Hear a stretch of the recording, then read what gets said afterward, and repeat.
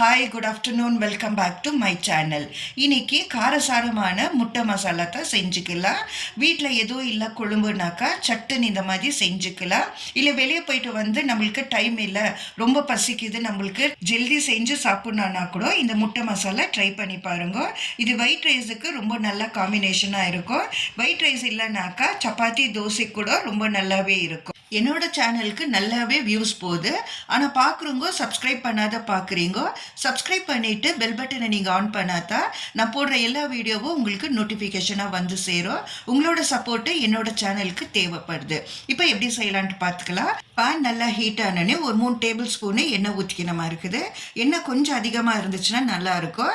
எண்ணெய் காஞ்சிட்ட பிறகு 1/2 டீஸ்பூனு சோம்பு, நல்லா பெரிய சைஸ் வெங்காயம் குட்டி குட்டியாக கட் பண்ணி அது கண்ணாடி பதத்துக்கு வர வரைக்கும் வதக்கி எடுத்துக்கணுமா இருக்குது. ஒரு பச்சை மிளகா, 2 தக்காளி குட்டி குட்டியாக கட் பண்ணி சேர்த்துக்கணுமா இருக்குது. 1/2 டேபிள் ஸ்பூனு மிளகாத்தூள், 1/4 டீஸ்பூனு மஞ்சள் தூள், 3/4 டேபிள் ஸ்பூனு முட்டை கறி மசாலா, 1/2 டேபிள் ஸ்பூனு கரம் மசாலா, டேஸ்ட்டுக்கு தகுந்த மாதிரி உப்பு சேர்த்துட்டு அடி பிடிக்காத மாதிரி கொஞ்சமாக தண்ணி ஊற்றிட்டு நம்ம ஸ்லோ ஃப்ளேமில் ஒரு 5 நிமிஷத்துக்கு தக்காளி நல்லாவே வெந்து வர வரைக்கும் மூடி வச்சிடணுமா இருக்குது. நல்லா எண்ணெய் பிரிஞ்சு வெந்து வந்தாச்சு.